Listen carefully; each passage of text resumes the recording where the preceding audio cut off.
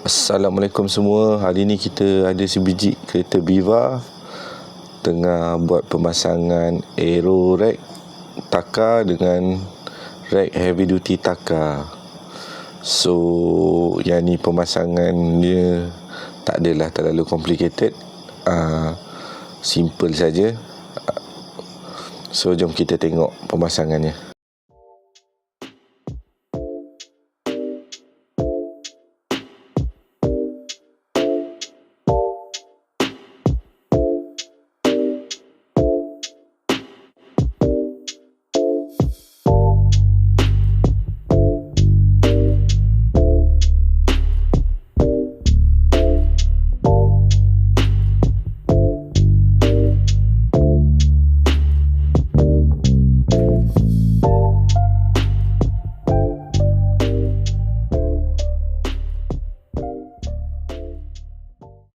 Okay guys, next step kita sekarang tengah proses nak ikat rack lah. Kita ikat heavy duty rack ni, bagi rapi, bagi kemas, bagi cun-cun punya.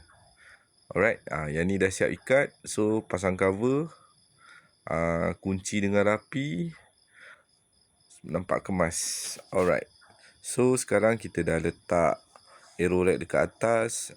Then time untuk ikat aero rack kepada heavy duty rack. So kat sini nampak kita punya technician tengah masukkan dia punya hook lah. Dia punya hook U shape, nak ikat supaya kuat, supaya rapi. Alright, so kita go to next step lah. Kita tengok macam mana bila dah siap. Nampak cantik tak?